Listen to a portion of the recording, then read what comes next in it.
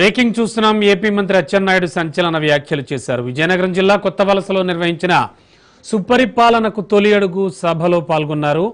18 ఏళ్లు నిండిన మహిళలకు ఆడబిడ్డ నిధి పథకం కింద నెలకు 1500 రూపాయలు ఇవ్వడంపై మంత్రి సంచలన వ్యాఖ్యలు చేశారు.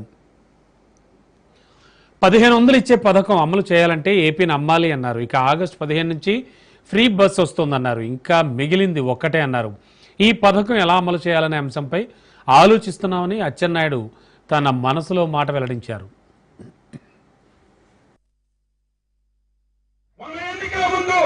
దుర్మార్గంగా ల్యాండ్ టైటిలింగ్ యాక్ట్ తీసుకొచ్చాడు. ఆ చట్టం తీసుకొచ్చాడు. అది అమలైతే మన పీకలకి ఉరేయడమే. భూమి మన దగ్గర ఉంటుందట. మన పాస్ పుస్తకాలు, మన టైటిల్ డీడ్స్ జగన్మోహన్ రెడ్డి తీసుకొని తనఖా పెట్టి డబ్బు తెచ్చుకుంటారు. ఎవరైనా ఇటువంటి దుర్మార్గమైన ఆలోచనలు వచ్చాయా?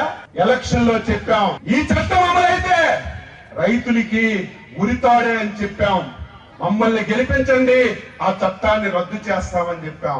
ఈ సంవత్సరంలో ఏవైతే సూపర్ 6 ఇచ్చామో అన్ని చేసాం. ఒక్కటే మిగిలిపోతుంది. ఆడవాళ్ళకి నెలకి 1500. అది చెయ్యాలంటే ఆంధ్రాని అమ్మాలి. ఇంకా ఆలోచన చేస్తుంది. అంత డబ్బు అవసరం ఉంది.